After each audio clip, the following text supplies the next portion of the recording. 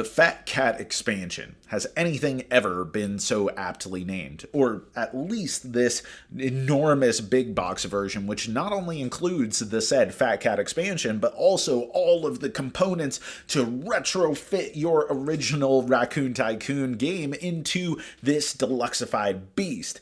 But spiritually, Fat Cat is a good name for it, because this throws in about as big of a trove of components and new content as one might imagine without much change to the fundamental game underneath.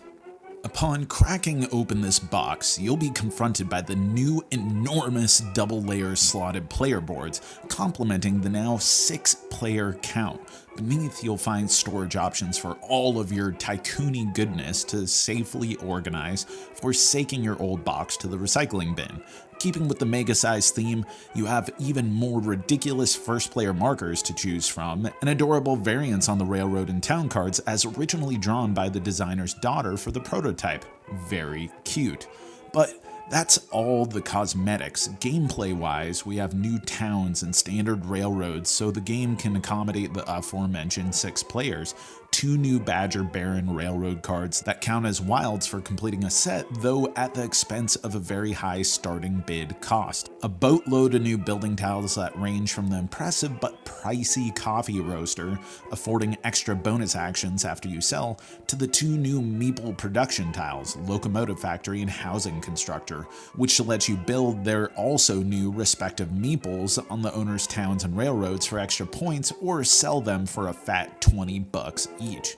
Speaking of meeples, we have the animal and tycoon meeples referenced on the new player boards.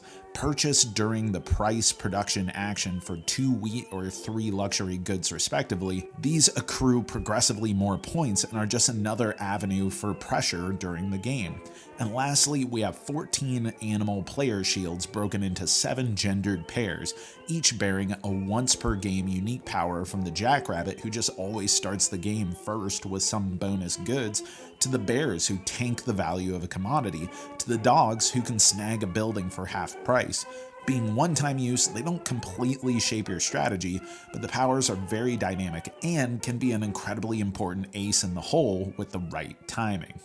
In one word, this retroactive deluxeified version plus expansion feels opulent, which seems fitting for a game about dolled up animals as rail barons. But that opulence teeters close to gratuitous in its excess. Mechanically, the expansion is slim but appreciated. The one-time powers are interesting, the new meeples add a little bit more of a dimension to the game, and the new buildings are easy to integrate and add some nice replayability. Though none of it feels very imperative. The cosmetics are, well, large and in charge. One single player board is bigger than some entire games. Fitting 6 on a table is no joke. And new custom meeples are great, but having custom meeples associated with one building each that may or may not come up in a game is pretty intense, especially for a fast and somewhat small in scope game such as this. Though kudos to them for including through this expansion a storage solution that fits everything in one nice little box, and the aforementioned variant cards give it a really nice personal touch. So, mixed feelings overall. As a fan of the game, I'm glad I have it, I'm gonna use it, I'll enjoy it,